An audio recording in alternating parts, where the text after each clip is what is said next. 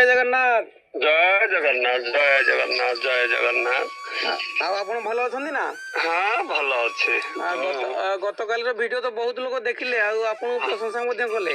ବହୁତ ସୁନ୍ଦର, ବହୁତ ସୁନ୍ଦର। ମୁଁ ମଧ୍ୟ ଦେଖିକରି ଖୁସି। ଆଚ୍ଛା, ଆଉ ଅରୁକ୍ଷ ପର୍ଯ୍ୟନ୍ତ ଆପଣ ନୂଆ ମାଳିକା ବୋଲି ଯୋଉ କହିଲେ ଯୋଉ କଥାଟା ବହୁତ ଦର୍ଶକ ମନକୁ ଛୁଇଁଛି। ସେମାନେ ମଧ୍ୟ ଆଗ୍ରହ ହେଇଛନ୍ତି ଯେ ପୁଣି ଆଉ ଏଇଭଳିଆ କିଛି ଯଦି ନୂଆ କିଛି ଆଉ ଅଲଗା ଲେଖା ଅଛି ଟିକେ ଆପଣ ପ୍ରକାଶ କରନ୍ତୁ। ହଁ ହଁ, ବହୁତ ସୁନ୍ଦର କଥା। ଶ୍ରୀକୃଷ୍ଣ ଅର୍ଜୁନଙ୍କର ପ୍ରଶ୍ନୋତ୍ତର। ଆଚ୍ଛା, ଇଏ ମଧ୍ୟ କଣ ଅରୁକ୍ଷ ଲେଖା ହେଇଛି?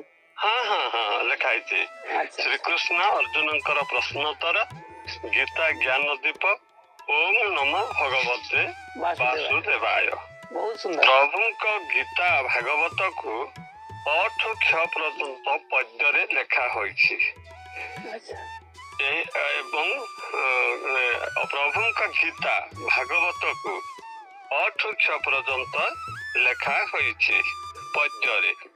ଅନ୍ତର୍ଯାମୀ ହେ ନାଥ ହରି, ଅଛ ସକଳ ଘଟେ ପୁରୀ, ଆପତ୍ତି କରନ୍ତି ଭକତେ, ଆତ୍ମାରେ ଅଛ କି ନିଶ୍ଚିନ୍ତେ। ଶ୍ରୀଯୁକ୍ତ ସୁରେନ୍ଦ୍ର କୁମାର ସାହୁ, ଗ୍ରାମ ତାଲପଦର, ପୋଷ୍ଟ ବିମଲା, ଥାନା ଜପନା, ଜିଲ୍ଲା କଳାହାଣ୍ଡି। ଦେଖନ୍ତୁ,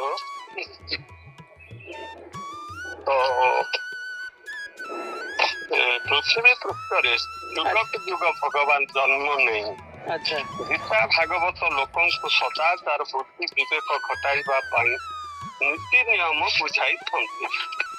ମଣିଷର ଖାଦ୍ୟ ପାଇଁ ଅନେକ ଶସ୍ୟ ସମ୍ପଦ ବହୁ ପରିମାଣ ସୁସ୍ୱାଦ ଫଳମୂଳ ମାନବ ପାଇଁ ଗଢ଼ି ଦେଇଛନ୍ତି। ତଥାପି ମଣିଷ ସଠିକ ଖାଦ୍ୟରେ ଇଚ୍ଛୁକ ନାହାନ୍ତି। ଗୀତାରେ ଶ୍ରୀକୃଷ୍ଣ ଅର୍ଜୁନଙ୍କୁ 18ଟି ଯୋଗ କହିଛନ୍ତି। ମାନବ ମଙ୍ଗଳ ପାଇଁ ଖାଦ୍ୟକୁ 3 ଗୁଣରେ ବୁଝାଇଛନ୍ତି: ସାତ୍ଵିକ, ରାଜସିକ, ତାମସିକ।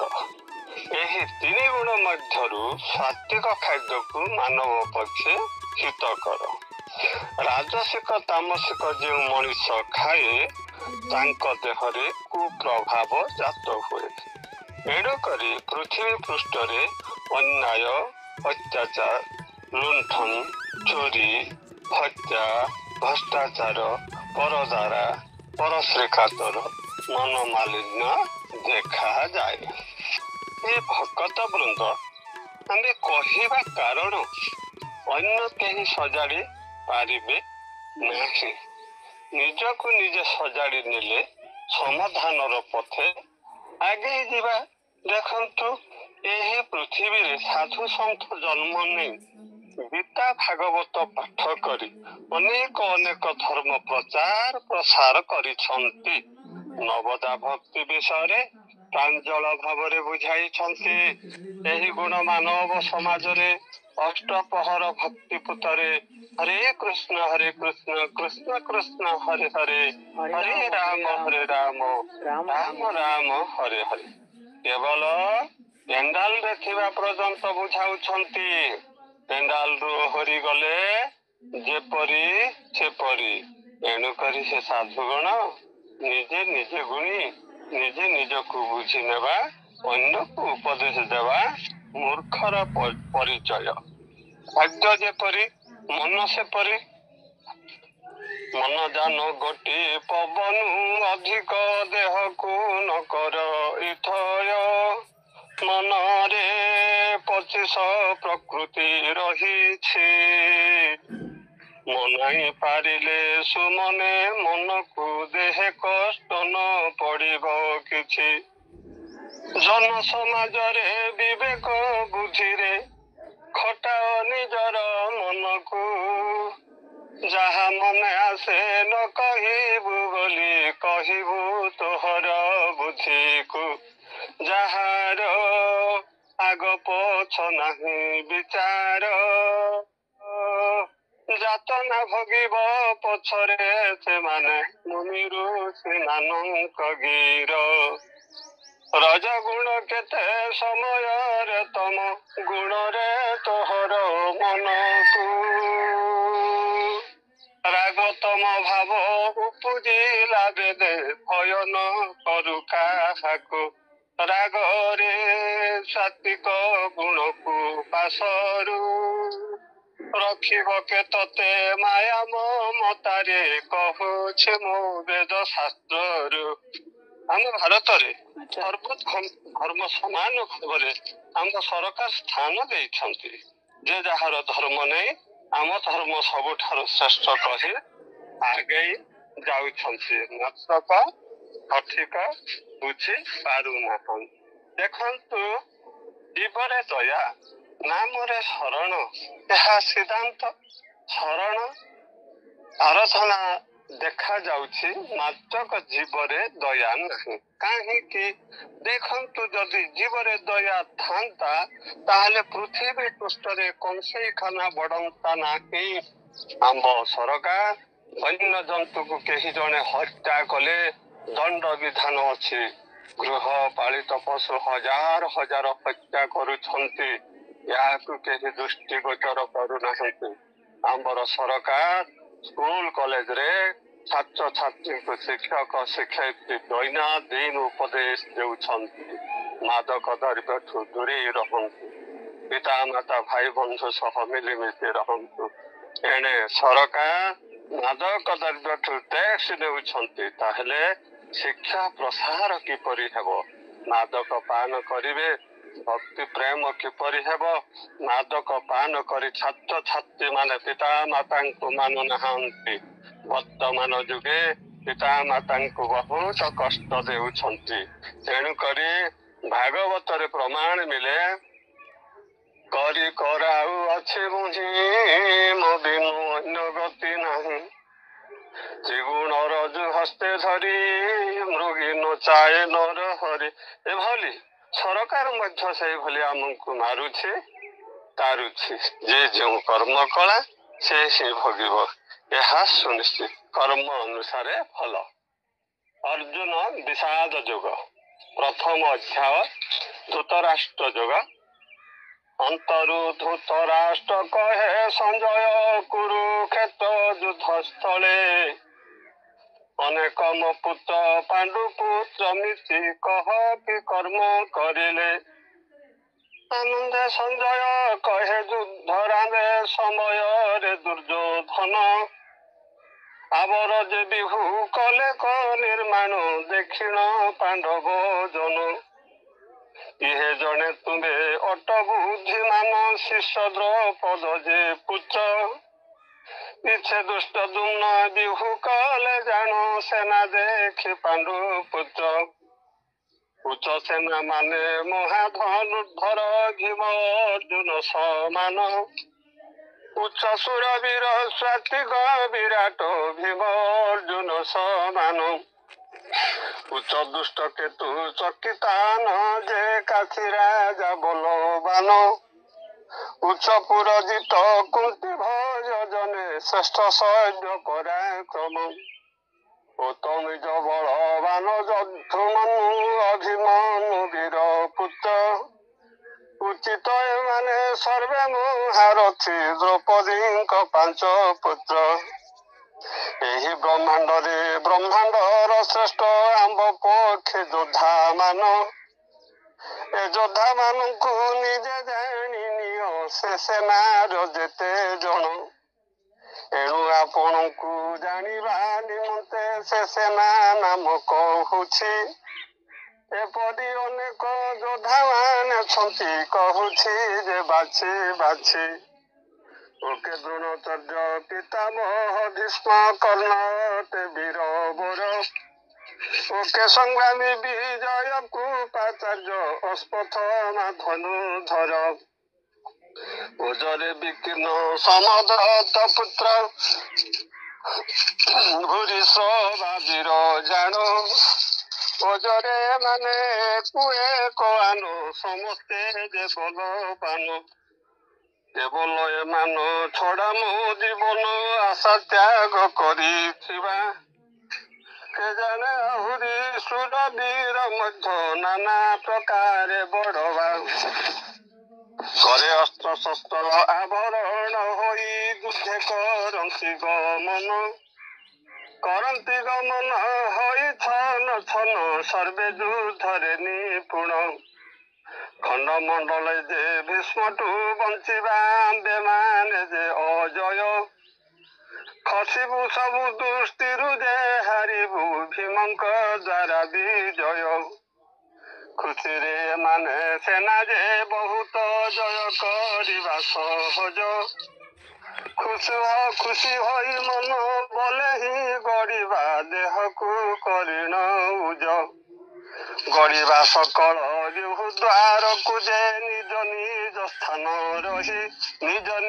ସ୍ଥାନେ ରହି ଗୋଚରେ ନିଶ୍ଚିତ ଭାବରେ ରହିବ ଭୀଷ୍ମ ରକ୍ଷା କରିବ ଗନେ କୁରୁ ବୃଦ୍ଧ ମହାପିତାମହ ଭୀଷ୍ମ ଜାଣ ଦୁର୍ଯ୍ୟୋଧନ ଗମିଲେ ହର୍ଷରେ ସିଂହନାଦ କରି କଲେ ଶଙ୍ଖ ଗରଜନ ଘନ ଘନ ଶଙ୍ଖ ଭେରି ନଗରାଜେ ରଣସିଂହା ଯେ ମର୍ଦଲ ଘୁମୁରି ବାଜି ଉଠିଲା ଶବ୍ଦ ଅତି ଭୟଙ୍କର ହଲା ହଲ ଉଚ୍ଚ ଧଲା ଘୋଡ଼ା ଯୋଛା ଯାଇଥିବା ଉତ୍ତମ ରଥେ ଶ୍ରୀକୃଷ୍ଣ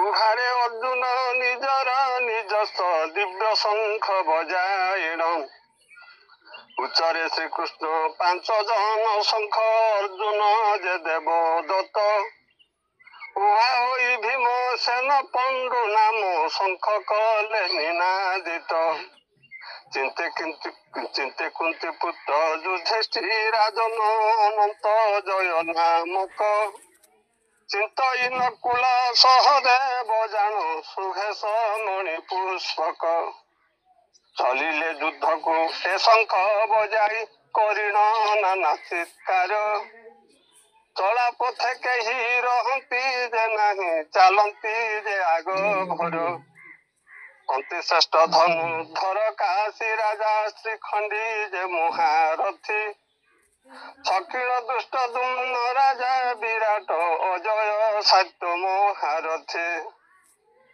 ଛଟାଙ୍ଗେ ଦ୍ରୌପଦୀ 5 ପୁତ୍ର ଜାଣ ଏମାନେ ରୁଣ୍ଡ ହୋଇଲେ ଛକି ଛପି ସର୍ବ ଦିଗକୁ ଗମିଲେ ଶଙ୍ଖ ମାନ ବଜାଇଲେ ଜଗତେ ଶବ୍ଦରେ ପୃଥିବୀ କମ୍ପିଲା ଦୁର୍ଯ୍ୟୋଧନ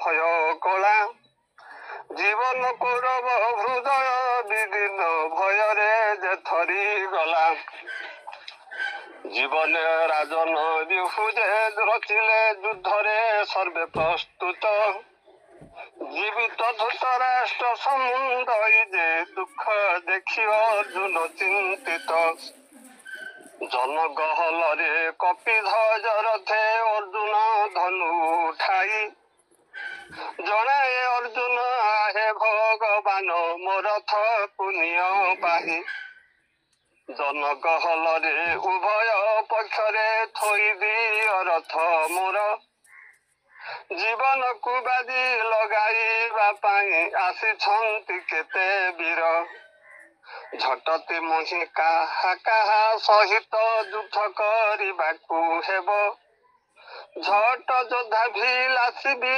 ପକ୍ଷରେ ରଥ ମୋର ରଖିଦେବ ନିର୍ବୁଦ୍ଧି ଆଗୁଣେ ରହି ଦୁର୍ଯ୍ୟୋଧନ ହିତ କ୍ଷାନ୍ତି ଭୁଲି ଯାଇ ନିଜ ନିଜ ସ୍ଥାନ ଯୋଦ୍ଧା ଆଣିଛନ୍ତି ସ୍ୱରୂପ ଦେଖିବି ନିଜେ ସଞ୍ଜୟ କହିଲା ଦୁଷ୍ଟ ରାଷ୍ଟ୍ରେ ଶୁଣ ନିଜେ ସଞ୍ଜୟ କହିଲା ଦୁଷ୍ଟ ରାଷ୍ଟ୍ରେ ହୋଇଣ ଧୀରେ କହି ଯେ ଧୀରେ ନିଜେ କୃଷ୍ଣ ନେଲେ ସେନାଙ୍କ ମଧ୍ୟରେ ଭୀଷ୍ମ ଦ୍ରୋଣ ସମ୍ମୁଖରେ ନେଇଗଲେ ରଥ ସର୍ବସମ୍ମୁଖରେ ଉତ୍ତମ ରଥଟି ଠିଆ ନିଜେ କୃଷ୍ଣଚନ୍ଦ୍ର ଅର୍ଜୁନ କହିଲେ ଦେଖି ଧୈର୍ଯ୍ୟ କରି ହିଆ ପ୍ରାଣ ପୃଥା ପୁତ୍ର ଅର୍ଜୁନ ସହିତ ଉଭୟ ସେନା ମଧ୍ୟରେ ଟେକେ ବିଦ୍ୟମାନ ପିତୃମୋହ ଆଚାର୍ଯ୍ୟ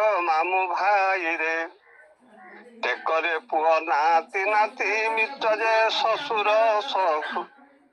ସହୃଦ ମାନ ଟଲି ପଡ଼ିଗଲେ ସଜନଙ୍କୁ ଦେଖି ଶୋକ କରଇ ଅର୍ଜୁନ ଭାବରେ ଅର୍ଜୁନ କହିଲେ ହେ କୃଷ୍ଣ ଯୁଦ୍ଧକୁ ଭାବେ ମନରେ ଠିଆ ହୋଇ ନମ ଏ ଯୁଦ୍ଧ ବିଲାସୀ ସଜନ ଦେଖିନେ ତରେ ଭାବେ ମୋର ଅଙ୍ଗ ଶୀତଳେ ଶୀତଳ ଯେ ହୁଏ ମୋ ମୁଖ ଶୁଖି ଯାଉଛି ଠିକ ଦେହ ମୋର ହୁଏ ଥର ହର ରୋମାଞ୍ଚ ଜାଗି ଉଠଏ ଦେଉଛି କାନ୍ଦରୁ ଗାଣ୍ଡିବ ଧନୁଜେ ହସ୍ତରୁ ଖସି ପଡୁଛି ଡର ମାଡୁଅଛି ଦେହ ଥରି ଯାଏ ମୋ ମନ ଘୁରି ଯାଉଛି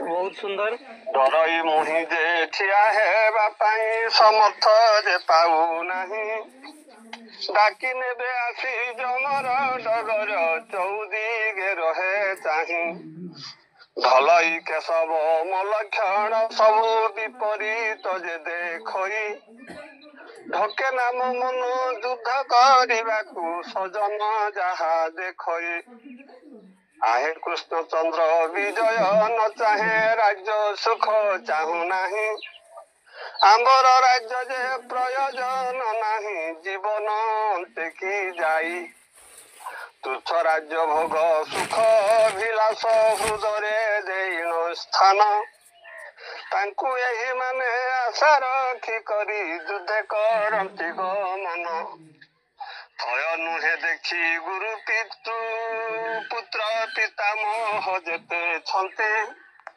ଥାଟେ ପୁରିଛନ୍ତି ଶ୍ୱଶୁର ନାତି ଯେ ଶାଲକ ମାନେ ଅଛନ୍ତି ଦେଖ ପ୍ରଭୁ ମତେ ଏମାନେ ମାରନ୍ତୁ ମୁଁ ନିଜେ ମାରିବି ନାହିଁ ଦେଖ ଏ ପୃଥିବୀ ଭୋଗ କରେ କିଏ ରାଜ୍ୟ ଧନ ଲୋଭ ନାହିଁ ଧୃତରାଷ୍ଟ୍ର ପୁତ୍ର ମାନ ମାରିଦେଲେ କି ସୁଖ ଆମ୍ଭେ ପାଇବ ଧରାରେ ଆତତାଇ ମାରିଲେ ଜାଣ ଆମକୁ ପାପ ଲାଗିବ ନିଜର ବାନ୍ଧବ ଦୁର୍ଯୋଧନ ଆଦିଙ୍କୁ ମାରିବା ଆମ ପଛରେ ନମଣେ ଉଚିତ କୁଟୁମ୍ବ ମାରିକି ସୁଖ ସୁଖୀ ହୋଇବା ସଂସାରେ ଆପର ଲୋଭରେ ଭ୍ରଷ୍ଟାଚିତ ହେବା କୁଳ ପାପ ନ ଜାଣନ୍ତି ମିତ୍ର ଦ୍ରୋହୀ ଜନ ତଥାପି ହେ ଜନାର୍ଦ୍ଦନ ପାରି ହେବା ଆମ୍ଭେ ଏପରି ପାପରୁ ମନେ ନ କରି ବିଚାର କଣ କରି ଏହି ସଂସାରେ ରହିଲେ ହୋଇପାରିବା କି ପାର ହସଇ କୁଳର ସନାତନ ଧର୍ମ ଯେ ନଷ୍ଟ ହୁଏ ପଶିଯାଏ କୁଳ ବିଶେଷ ଭାବରେ ନ ରହି ପାରନ୍ତି ଥଏ ବଢିଗଲେ ପାପ କୁଲ ସ୍ତ୍ରୀ ମାନେ ଅତ୍ୟନ୍ତ ଦୋଷିତ ଜାଣ ବାଷ୍ପ ସ୍ତ୍ରୀ ମାନେ ଦୋଷିତ ହୋଇଲେ ବର୍ଣ୍ଣ ଶଙ୍କର ଉତ୍ପନ୍ନ ଘୋଷାଏ କୁଲ ଯେ ନାଶକାରୀ ମାନେ କୁଳ ନ ରଖେ ପତିତ ଭବରେ ସେମାନେ ବଞ୍ଚିତ ନୁହନ୍ତି ବର୍ଣ୍ଣ ଶଙ୍କରଟି ଜାତ ମହିରେ ଏମାନେ ବର୍ଣ୍ଣ ଶଙ୍କର ଯେ ଦୋଷୀ ମାନଙ୍କର ପାଇଁ ମଙ୍ଗଳ ସନାତନ କୁଳ ଧର୍ମଟି ଜାତି ଧର୍ମ ନଷ୍ଟ ଯାଏ ଯେଉଁମାନଙ୍କର କୁଳ ଧର୍ମ ନଷ୍ଟ ତାଙ୍କ ନିଶ୍ଚିତ କାଳ ଯାତନା ନରକ ବାସ ହୁଏ ବୋଲି ଆମ୍ଭେ ଶୁଣିଛୁ ସକଲ ରହିଛ ଦୁଃଖରେ ବୁଦ୍ଧିମାନ ହୋଇ ମହାପାପରେ ପତିତ ରାଜ୍ୟ ସୁଖ ଅର୍ଥେ ଆତ୍ମୀୟ ସଜନେ ମାରିବାକୁ ଯେ ଉଦିତ ଲକ୍ଷ୍ୟ କର ମତେ ନିଃଶସ୍ତ୍ର ମୁଁ ଅଟେ ପ୍ରତିକାରରେ ନିତାନ୍ତ ଲକ୍ଷ୍ୟରେ ଧୃତରାଷ୍ଟ୍ର ପୁତ୍ର ଯୁଦ୍ଧରେ ମତେ କରନ୍ତୁ ନିଷିତ ବିଲୀନ ହୋଇଲେ ଏହି ପୃଥିବୀରେ ଅଧିକ ମଙ୍ଗଳ କର ବୁଦ୍ଧିକୁ ମୋହର ସାର କରିଅଛି ଆହେ ପ୍ରଭୁ ଚକ୍ରଧର ସୁଧରେ ସଞ୍ଜୟ କହେ ରଣସ୍ଥଳେ ଶୋକରେ ଉଦ୍ବିଗ୍ନ ହୋଇ ଶୁଣିଲ ଅର୍ଜୁନ କାନ୍ଦରୁ ତୁରିତେ ଧନୁ ତ୍ୟାଗ କରି ଦେଇ ସଲ ରଥରେ ପଛପଟେ ବସି ମନକୁ କରି ଅଧୀର ସୁରେନ୍ଦ୍ର ଏ ପଦ ଗୀତରେ ଲେଖିଲେ ମନ ମତ କରି ସ୍ଥିର ଏ କରୁଣା ସିନ୍ଧୁ କରୁଣା କର ହେ ପତିତ ଜନ ଉଦ୍ଧାର ହୀନ କର୍ମେ ସର୍ବେ ପତିତ ହୁଅନ୍ତି ସୁଧ ଜ୍ଞାନ ନାହିଁ କାର ক্ষয় কর দোষ পতিত জনর কর অনুগ্রহ କିଛି କ୍ଷମା ଦେଇ ତାଙ୍କୁ ଦିଅ ବୁଦ୍ଧି ଜ୍ଞାନ ହସ୍ତ ଯୋଡ଼ି ଜଣାଉଛି ପ୍ରଭୁ ପରମେଶ୍ୱର। ପରମେଶ୍ୱର ହରେ କୃଷ୍ଣ ବହୁତ ସୁନ୍ଦର ଭାବେ ତ ଆପଣ ଏହାକୁ ପାଠ କଲେ ଅରୁକ୍ଷ ପର୍ଯ୍ୟନ୍ତ। ହଁ ହଁ ରୁକ୍ଷ ପର୍ଯ୍ୟନ୍ତ। ଏଇ ଯୋଉ ପାଠ କଲେ ଆପଣଙ୍କୁ ଏଇ ଯୋଉ ପାଠଟି କଲେ ତାକୁ ପ୍ରସ୍ତୁତି କଲେ କେତେ ସମୟ ଆପଣଙ୍କୁ ଲାଗିଥିଲା? ଦେଖନ୍ତୁ ବହୁତ ସୁନ୍ଦର କଥା କହିଲା। କେବେଠୁ ଗତ ବର୍ଷ ଠାରୁ ଏହାକୁ ସଠିକ କରି କରି କରି କରି ତଥାପି ଟିକେ ଅଧିକ ଭୁଲ ଥାଇପାରେ, ଟିକେ ଅଧିକ ଥାଇପାରେ, ସାହିତ୍ୟିକ ମାଧ୍ୟମରେ ଟିକେ ଅଧିକ ତ୍ରୁଟି ଥାଇପାରେ। ବର୍ଷେ 2 ବର୍ଷ ଖଣ୍ଡେ ହେଇଗଲା ୟାକୁ କରି କରି ବର୍ଷେ ଖଣ୍ଡେ ବୋଧେ କିଛି ଗତ ବର୍ଷ ସାରିଦେଲି